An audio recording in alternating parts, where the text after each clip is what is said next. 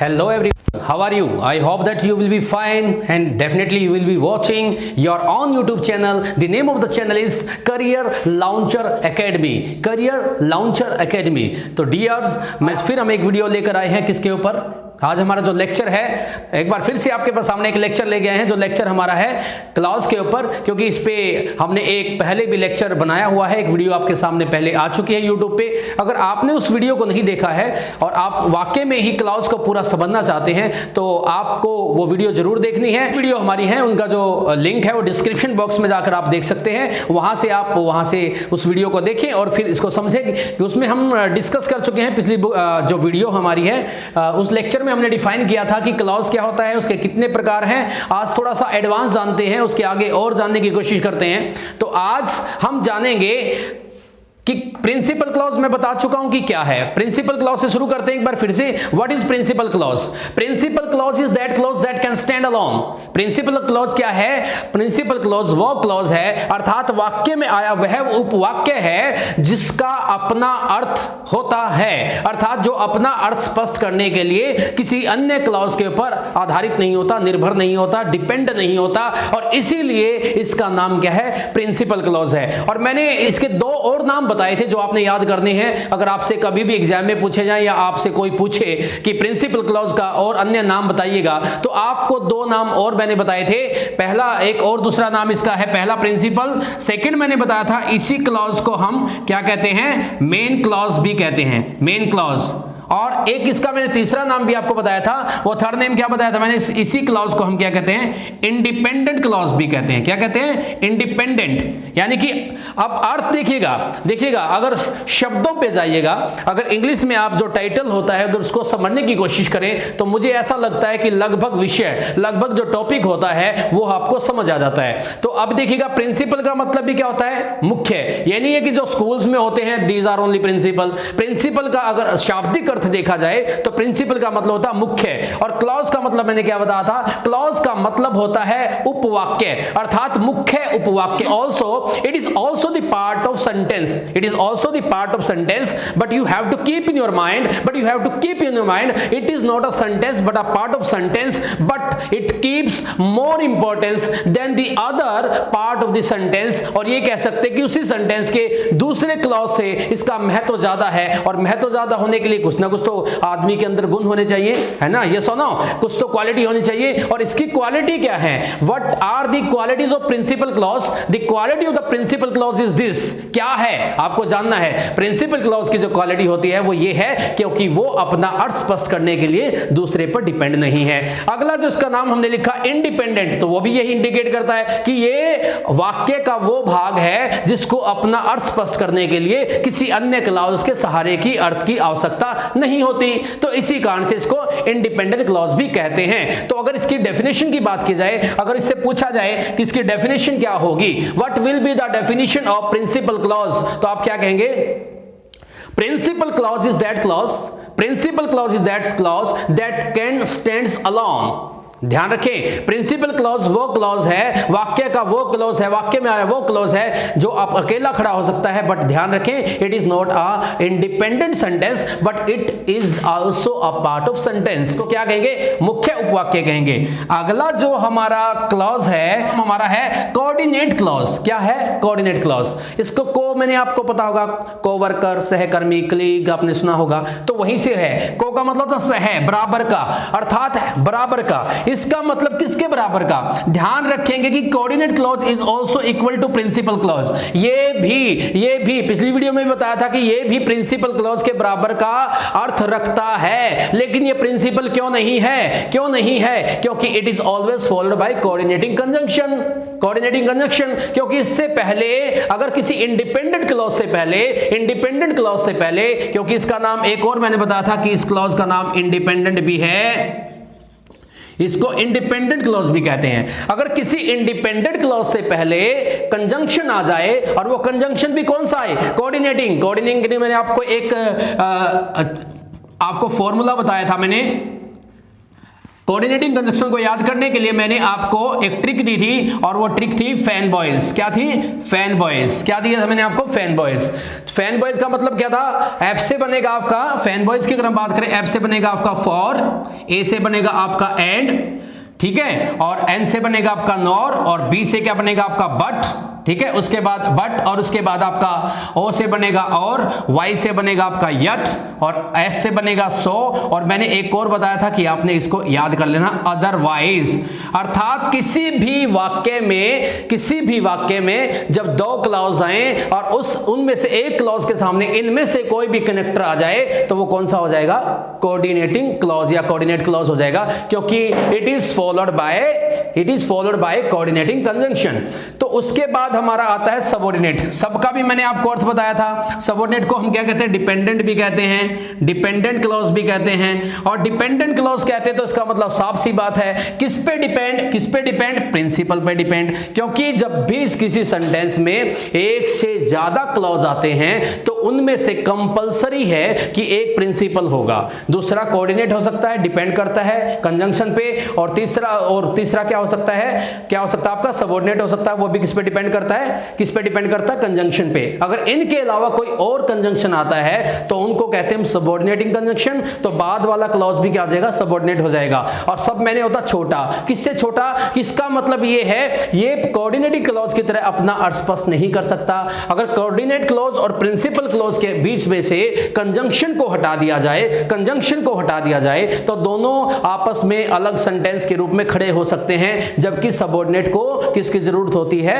Principal के सहारे की आवश्यकता होती है। इसीलिए इसको कहा जाता है सबऑर्डिनेट क्लॉज, और it is always followed by subordinating conjunction. हम एक दो एग्जांपल कर लेते हैं जिससे थोड़ा सा आपको क्लियर हो जाएगा। देखिएगा, अगर मैं कहता हूं for example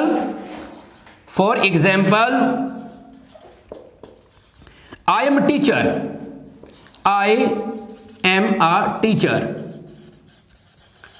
teacher and you are students।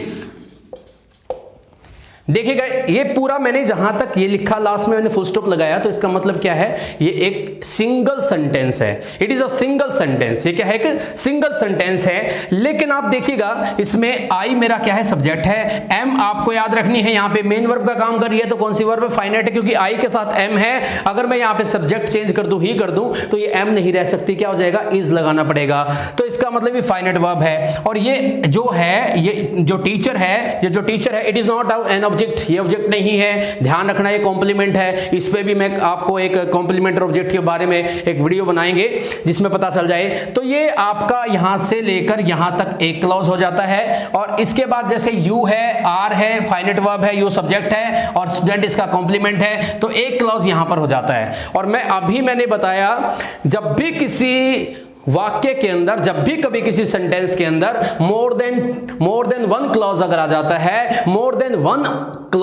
जाता है, तो उनमें से एक प्रिंसिपल होगा, दूसरा कौन सा होगा? कोऑर्डिनेट भी हो सकता है और सबऑर्डिनेट भी हो सकता है। किस पे डिपेंड करता है? कंजंक्शन पे। तो यहां इन दोनों को जोड़ने के लिए हमने एक कंजंक्शन लगाया है, संयोजक हिंदी में कहते हैं, संयोजक लगाया है, कनेक्टर लगाया है, लिंकर लगाया है। तीन नाम है इसी चीज के। इसको कंजंक्शन भी कहते हैं, लिंकर भी कहते हैं, कनेक्टर भी कहते हैं। अर्थ एक जैसा है क्योंकि दोनों को कनेक्ट कर रहा है। तो ये आपको पता फैन बॉयज में आता है, और मैंने बताया था कि इसका मतलब ये फैन बॉयज में आता है, तो इसका मतलब ये क्या है? हमारा कौन सा कंजंक्शन है? कोऑर्डिनेटिंग कंजंक्शन है। अगर ये हमारे कोऑर्डिनेटिंग कंजंक्शन है, तो लास्ट वाला जो वाक्य का भाग है, लास्ट वाला सेंटेंस नहीं कहेंगे, सॉरी, लास्ट वाला जो सेंटेंस का जो पार्ट है, वो कौन सा क्लॉज है? हमारा कोऑर्डिनेटिंग क्लॉज है। और इसको एक तरीके से और प्रूव कर सकते हैं, अगर मैं इन दोनों के बीच का बंधन हटा दूं, दोनों के बीच का कंजंक्शन हटा दूं, तो ये दोनों के दोनों एक तरह से इंडिपेंडेंट सेंटेंस बन सकते हैं। यही इनकी पहचान है।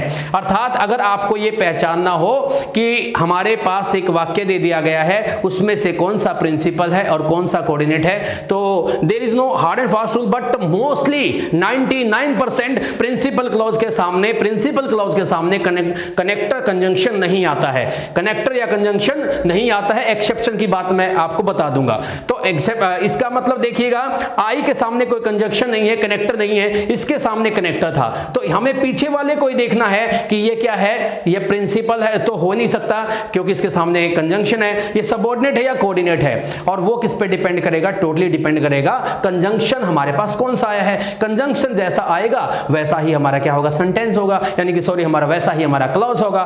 तो आपको अच्छा एक बात और यहां से कंफ्यूजन ना पैदा हो जाए तो मैं आपको बता दूं, कभी कोई सोचे कि प्रिंसिपल क्लॉज हमेशा सेंटेंस के शुरू में आता है, ऐसा बिल्कुल नहीं है, ऐसा कतई नहीं है कि प्रिंसिपल क्लॉज हमेशा शुरू में आता है। It depends on the situation या सेंटेंस पैटर्न पे डिपेंड करता है कि प्रिंसिपल बाद में भी आ सकता है और आगे भी आ सकता है। फिर ध्यान रखना है कि कंजंक्शन कहां पे लगा हुआ है, लिंकर कहां पे लगा हुआ है, उसके बाद वाले पोर्शन को देखिएगा कि वो क्या कहता है। तो इस प्रकार से हम एक एग्जांपल ले लेते हैं कि बाद में प्रिंसिपल कैसे हो सकता है।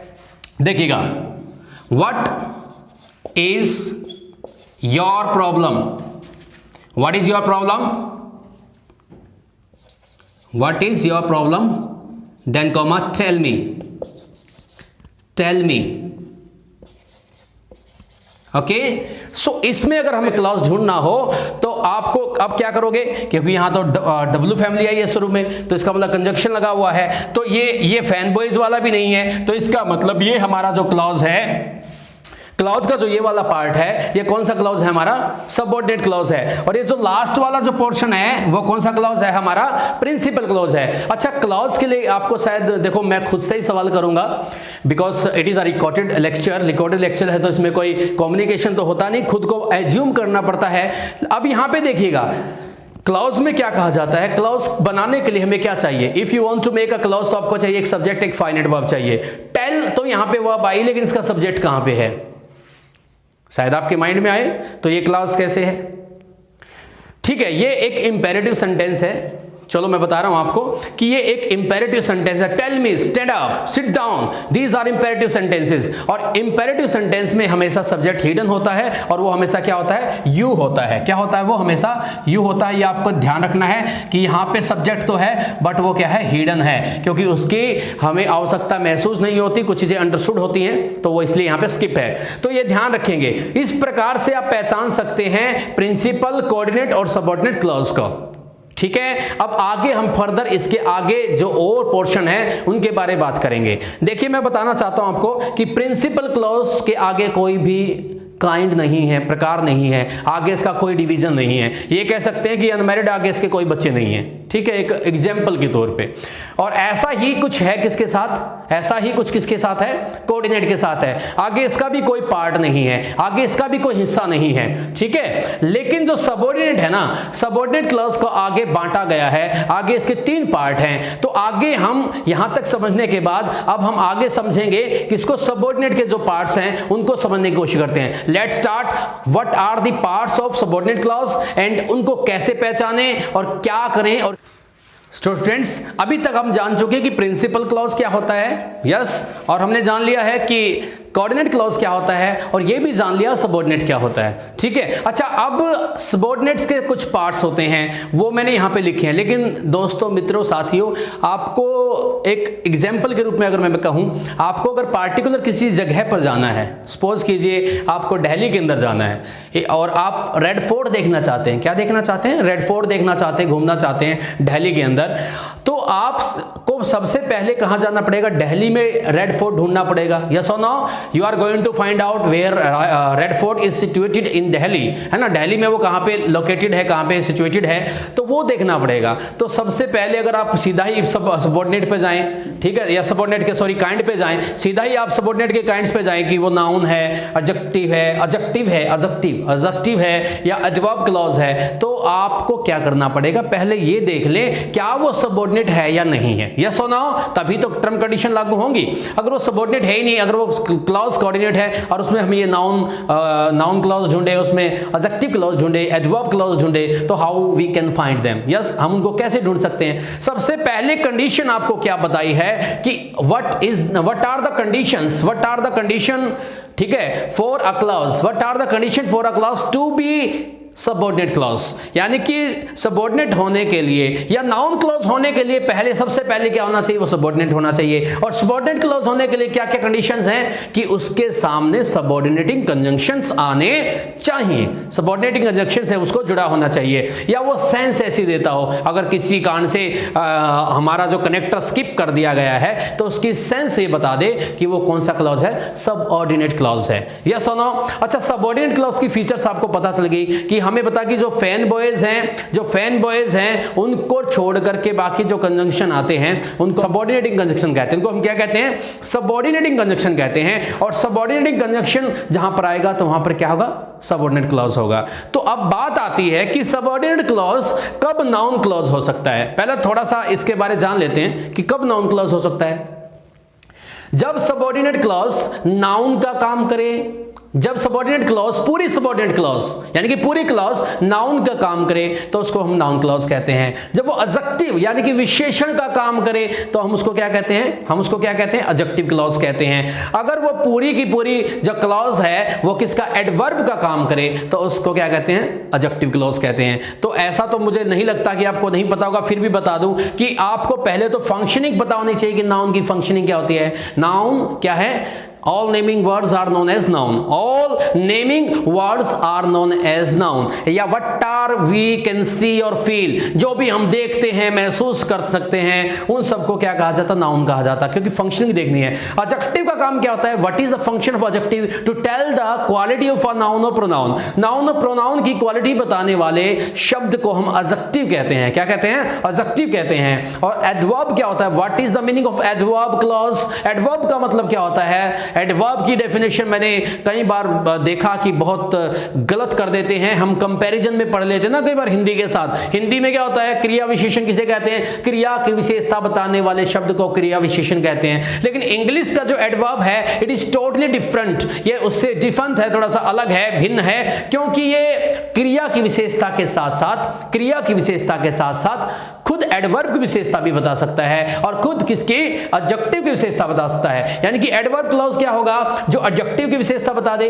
किसकी बता दे? एडजेक्टिव की, यानी कि विशेषण में कुछ और ऐड कर दे, या किसी एडवर्ब को ही डिफाइन कर दे, खुद एडवर्ब को ही डिफाइन कर दे, या किसी वर्ब को डिफाइन कर दे। तो ये इसकी क्वालिटीज हैं, ताकि आप आइडेंटिफाई कर पाओ कि हाँ वाक्य में ऐसा होता है। तो सबसे पहले हम ये देखते हैं कि पहले हमारे पास है नाउन क्लॉज। तो नाउन क्लॉज का फंक्शन कैसे करेगा? एक सबऑर्डिनेट क्लॉज नाउन क्लॉज का फंक्शन कैसे करता है, देखिएगा।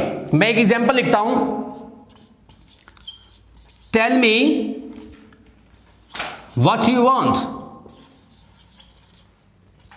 Tell me what you want, कि मुझे बताएं कि आप क्या चाहते हैं। ये सुनो, मैंने यहां पे एग्जांपल लिखा है और इसमें भी two clauses are there, one this and one is this, and इसको ज्वाइन किया गया है वर्ड से। किससे किया गया है? वर्ड से इनको ज्वाइन किया गया है। फिर अभी मैं बता के हटा था जैसे हमारा आपका क्लॉज क्यों है, क्योंकि आप फिर मैंने इंपेरेटिव सेंटेंस को यहाँ पे यूज कर लिया है। मैंने क्या यूज कर दिया यहाँ पे? इंपेरेटिव सेंटेंस, और यहाँ पे सब्जेक्ट है। हालांकि देखो ना, हमें हमेशा टर्म कंडीशन पे डेफिनेशन क्या कहती है, इसके तर्क पे उस चीजों को मापना चाहिए। कि क्लॉज की डेफिनेशन तो ये कहती है कि सब्जेक्ट होना चाहिए, फाइनाइट वर्ब होनी चाहिए। क्या ये फाइनाइट वर्ब है? यस और नो? यस है, क्योंकि यहाँ पर हमारा सब्जेक्ट क्या है?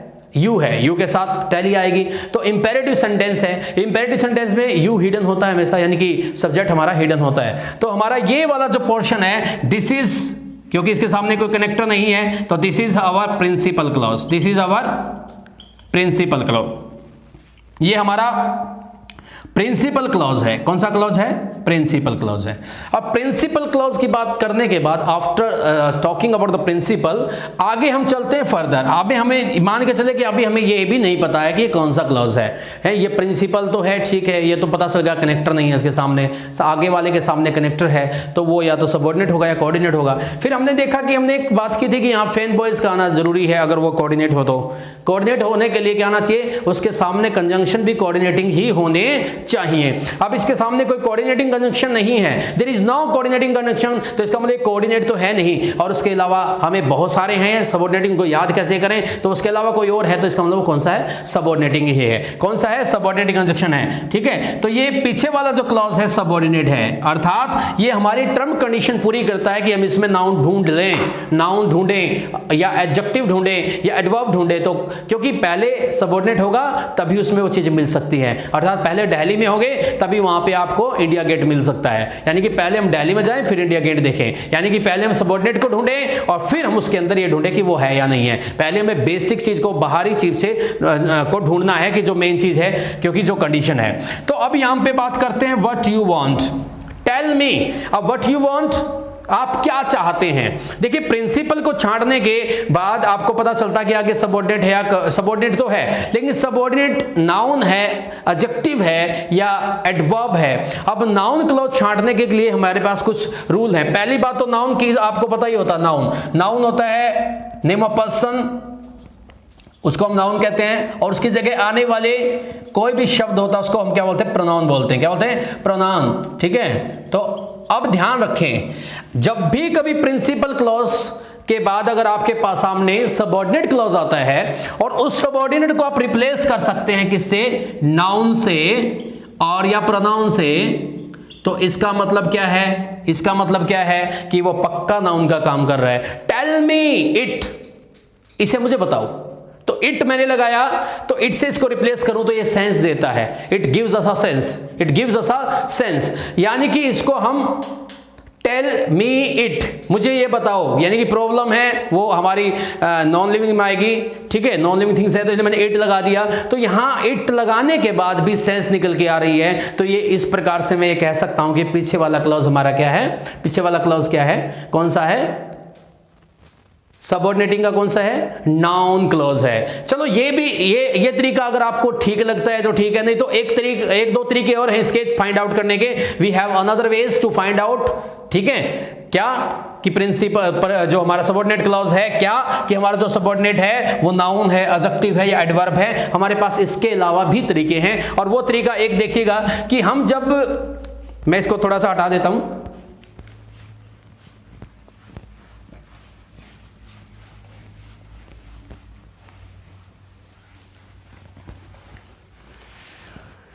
We are talking about the noun, कि हमें कैसे पता लगे कि नाउन क्लॉज है या नहीं है। आपको पता है कि नाउन क्लॉज छांटना है, तो नाउन क्लॉज वो है भी या नहीं है। तो पहला तो मैंने कहा कि आप उसको रिप्लेस करके दे, आप उसको रिप्लेस कर दें किसके साथ, नाउन या प्रोनाउन के साथ। अगर नाउन प्रोनाउन के साथ वो रिप्लेस हो पाता है तो पक्का वो क्या है, डेफिनेटली वो क्या है, नाउन क्लॉज है। इसके अलावा एक और काम कर सकते हैं आप, प्रिंसिपल जो क्लॉज होता है हमारा, क्या होता है, प्रिंसिपल क्लॉज जो होता है, ठीक है, जो प्रिंसिपल क्लॉज हमारा है उसके साथ क्या जोड़ लेंगे, अगर आप लगा देते हैं समथिंग, क्या लगा देते हैं, समथिंग, क्या लगा दें आप, प्रिंसिपल के साथ अगर समथिंग लगाने के बाद भी वो सेंस दे, अगर उसकी सेंस निकले अर्थात उसका कोई अर्थ बने, तो पक्का हमारा जो बाद वाला सबऑर्डिनेट क्लॉज है वो किसका फंक्शन कर रहा है, नाउन का फंक्शन कर रहा है। तो एग्जांपल मैंने क्या दिया था, टेल मी, ये हमारा प्रिंसिपल क्लॉज था।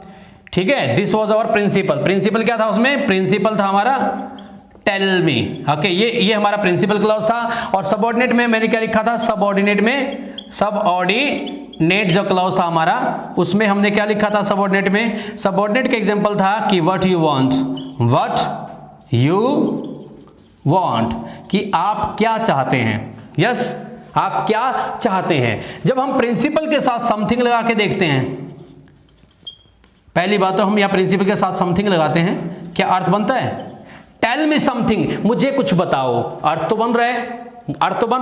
अब आपको शायद मैं दूसरे के साथ लगा के देखता हूं, टेल मी समथिंग, मुझे कुछ बताओ, अर्थ बन रहा है। तो इसका मतलब पक्का जो ये हमारा ये वाला जो क्लॉज है is equal to noun clause, क्योंकि फंक्शन किसकी कर रहा है, फंक्शनिंग किसकी कर रहा है, नाउन की कर रहा है। मैं एक एग्जांपल देता हूं, क्या सब जगह ऐसा होता है। अब देखिए एक एग्जांपल यहां लिख देते हैं, Ram is the boy who won the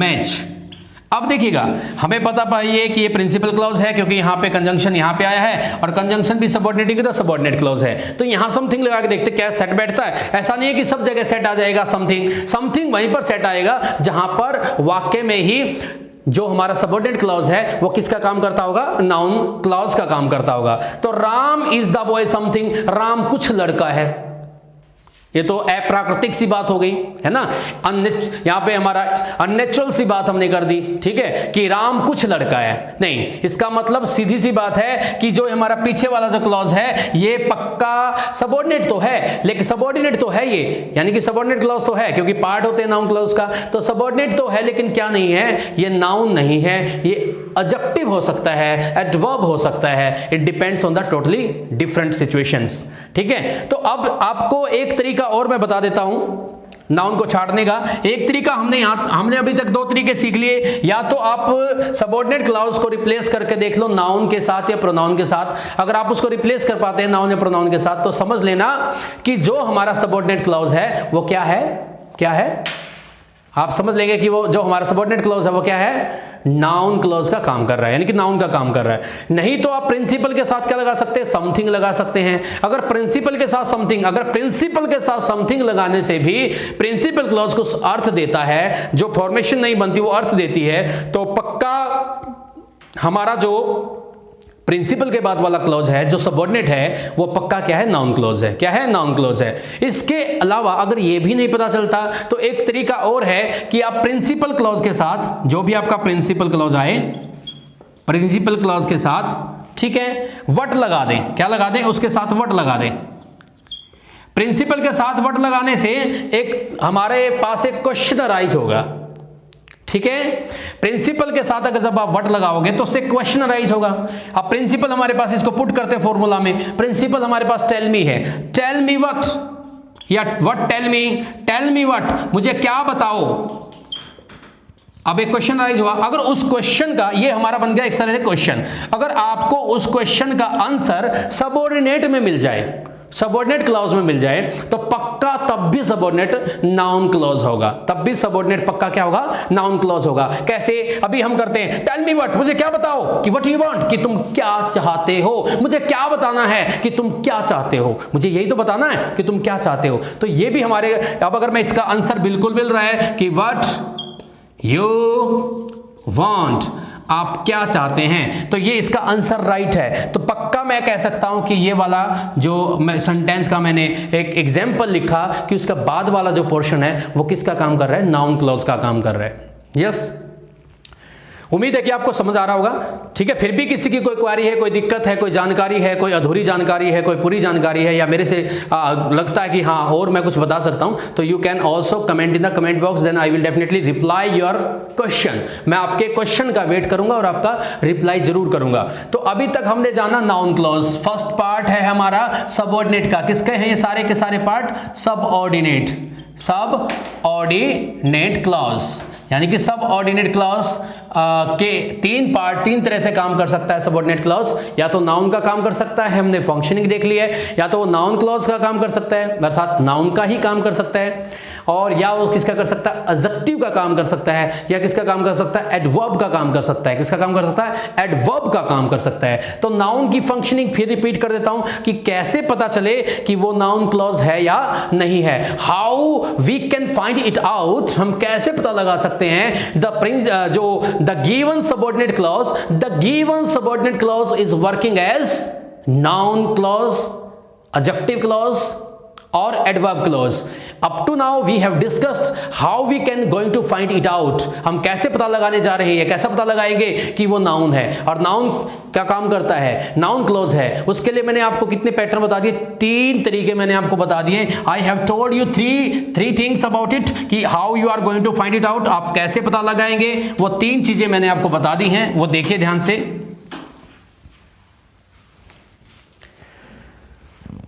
देखिए ध्यान से देखें, अगेन क्या क्या बताया मैंने पहले, जब जो आपके पास सबऑर्डिनेट क्लॉज होगा, डेफिनेटली पहचान लेंगे सबऑर्डिनेट कंजंक्शन के बाद, अगर आप उसको रिप्लेस कर देते हैं, क्या कर सकते हैं, रिप्लेस कर देते हैं किसके साथ? नाउन और प्रोनाउन के साथ। अगर आपको उसको रिप्लेस करते हैं नाउन या प्रोनाउन के साथ, अगर सबऑर्डिनेट क्लॉज को आप रिप्लेस कर दें नाउन या प्रोनाउन के साथ, तो ये गारंटी है अगर वो रिप्लेस हो जाए, अगर सबऑर्डिनेट रिप्लेस हो जाए किसके साथ? सबऑर्डिनेट क्लॉज रिप्लेस हो जाए किसके साथ? नाउन या प्रोनाउन के साथ, तो सीधी सी बात है कि वहां पर जो सबऑर्डिनेट होगा वो किसका काम करेगा? नाउन क्लॉज का काम करेगा। इतना ठीक है, समझ आ रहा है? ठीक है। जैसे और ले लेते हैं, शी सेड, उसने कहा, शी सेड दैट, ठीक है, उसने कहा कि शी वुड हेल्प मी, उसने मुझसे कहा कि वो मेरी मदद करेगी या करेगा, whatever you want to write. ठीक है, हमें तो यहां सेंटेंस देखना है। तो सीधी सी बात है, इसके सामने कनेक्टर नहीं है। ठीक है, यहां पे यहां तक हमारा कनेक्टर नहीं है, यहां दैट कनेक्टर है और इसके बाद लगा है। तो इतना तो हम सभी को जानते हैं। अब पता ही चल गया कि फैन बॉयज में ये आता नहीं है, फैन बॉयज तो है नहीं, तो इसका मतलब पीछे वाला हमारा, ये हमारा कौन सा क्लॉज है? आपको लिख देते हैं एक बार फिर से, प्रिंसिपल क्लॉज। यस, कम से कम इतना जानना जरूर कर लें कि हमें आज सबऑर्डिनेट कोऑर्डिनेट प्रिंसिपल इनका पता लग जाए। उसके बाद आप वीडियो को बार बार देखेंगे तो आपको ये भी समझ में आ जाएगा। और ये वाला कौन सा है हमारा पार्ट? Subordinate clause. ठीक है, तो ये हमारा है सबऑर्डिनेट क्लॉज। तो साथियों, अभी तक आप मित्रों आप यहां तक सीख पाए हैं कि प्रिंसिपल सबऑर्डिनेट। अब हमें ये देखना कि ये जो सबऑर्डिनेट हमारे पास है, is it working as noun clause, adjective clause और एडवर्ब क्लॉज।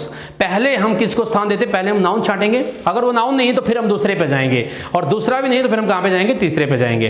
तो हम पहले फंक्शनिंग देखते हैं। मैंने क्या कहा कि पहला हम इसको रिप्लेस कर देंगे, शी सेड इट। अगर मैं इसको ऐसे करता हूं, ये मेरा प्रिंसिपल है, शी सेड प्रिंसिपल है, शी सेड इट, उसने यह कहा। बिल्कुल अर्थ आ रहा है। अगर ऐसा करने से, नाउन या प्रोनाउन करने से भी, अगर नाउन या प्रोनाउन को के साथ रिप्लेस करने से मैंने क्या था उसकी सेंस बन जाए, तो ये ध्यान रखना। अगर वो नाउन प्रोनाउन से रिप्लेस होने का मतलब क्या है? रिप्लेस तो आप किसी चीज को भी कर सकते हैं, कुछ भी हो जाए, लेकिन रिप्लेस होने के बाद उसका अर्थ होना चाहिए। अगर रिप्लेस होने के बाद अगर सबऑर्डिनेट क्लॉज रिप्लेस हो जाता है नाउन प्रोनाउन से, फिर भी सेंस दे, तो गारंटीड वो किसका काम कर रहा है? नाउन का काम कर रहा है। ठीक है, अब भी ये सेंस दे रहा है, इट, शी सेड इट, ये उसने कहा। ठीक है, और ये अगर तरीका आपको अच्छा नहीं लगता छाटने का, रिप्लेस करने वाला, अगर सेंस में थोड़ी दिक्कत है, अब फिर आप क्या करेंगे? जो हमारा प्रिंसिपल क्लॉज आएगा, कौन सा आएगा? Principal clause. यानी जो हमारा प्रिंसिपल क्लॉज आएगा ना, उसके साथ आप समथिंग लगा देना। क्या लगा देना? समथिंग लगा देना। अगर वो समथिंग लगाने के बाद भी सेंस देता है तो फिर भी नाउन क्लॉज है। तो एक तरीका ये बता दिया मैंने आपको छाटने का कि how you are going to find out noun clause है या नहीं है। तो प्रिंसिपल के साथ समथिंग लगा दें। अब हमारा प्रिंसिपल यहां देखें, एग्जांपल में मैंने लिखा शी सेड, उसने कहा, और मैं इसके साथ समथिंग लगा देता हूं। क्या इसका अर्थ बन रहा है? नहीं बन रहा है। शी सेड समथिंग, उसने कुछ कहा, बिल्कुल अर्थ बन रहा है। शी सेड समथिंग, उसने कुछ कहा। अभी मैंने पीछे का एग्जांपल दिया था, Ram is a boy something, Ram कुछ लड़का है। हर जगह पे समथिंग सेट नहीं बैठेगा, हर जगह पर नाउन प्रोनाउन से रिप्लेस नहीं कर सकते। अब जब भी क्लॉज एडजेक्टिव या एडवर्ब होगा तो आप ऐसा नहीं कर सकते, उसके साथ लगा के देखेंगे तो अर्थ बेतुका आएगा। ठीक है, अननेचुरल आएगा, जो है ही नहीं, तो इस प्रकार का अर्थ आएगा। तो यहां अगर सेड लगाने से भी सेंस बन रही है ना, तो प्रिंसिपल के साथ अगर आप समथिंग लगाते हैं, सेंस निकलती है, तब भी वो नाउन क्लॉज होगा। अगर ये तरीका भी नहीं आपको समझ आता, आप नहीं कर पाते, तो एक अनदर फंक्शन तरीका और मैं बताता हूं आपको। वो क्या करना, हमने कुछ नहीं करना। जो हमारा प्रिंसिपल क्लॉज होगा, क्या होगा हमारा? Principal clause. रिपीट चल रहा है ये, ठीक है, मेरे हिसाब से पहले वाले में आपको समझ में आ गया, लेकिन एक बार मैं बता रहा हूं दोबारा से कि प्रिंसिपल क्लॉज के साथ आपने वट लगा देना है। क्या लगा देना है? वट। क्या लगाना है? वट। जैसे आप प्रिंसिपल के साथ वट लगाओगे तो it will arise a question. ठीक है, ये एक प्रश्न उठाएगा, आपसे एक प्रश्न पूछेगा, आपसे एक सवाल उठाएगा, सवाल पूछेगा। और देखिएगा, अब यहां प्रिंसिपल है, शी सेड, उसने कहा, शी सेड, उसने कहा, वट, क्या कहा? क्वेश्चन पूछ रहा, वर्ड लगाते ही उसने क्या कहा, तो ये हमारा एक क्वेश्चन हो गया। अगर इस क्वेश्चन का आंसर आपको सबऑर्डिनेट में मिल जाए तो तब भी सबऑर्डिनेट नाउन होगा। क्या कहा उसने? उसने क्या कहा? कि वो मेरी मदद करेगी। She would help me. तो इसका मतलब मुझे इसका आंसर मिल गया। आंसर मिल गया तो सीधी सी बात है कि शी वुड हेल्प मी। तो इसका मतलब सीधी ये बात होगी कि ये वाला जो पोर्शन मैंने जो आंसर के रूप में लिखा है ये किसका काम कर रहा है, नाउन क्लॉज का काम कर रहा है। तो बड़ा इजी है नाउन क्लॉज छांटना, ठीक है। और आप इस प्रकार से क्या छांट सकते हैं, नाउन क्लॉज छांट सकते हैं। You can find out what is noun clause now. तो नाउन क्लॉज में डरना नहीं है कि नाउन क्लॉज क्या होता है। नाउन क्लॉज है क्या, पहली बात तो नाउन क्लॉज क्या होता है, सबऑर्डिनेट क्लॉज होता है। सबऑर्डिनेट का वो पार्ट है, पहले अगर वो सबऑर्डिनेट है तभी नाउन हो सकता है। नाउन का मतलब है जब सबऑर्डिनेट क्लॉज नाउन का काम करे, यानी कि पूरा का पूरा जो क्लॉज है वो नाउन की फंक्शनिंग करे।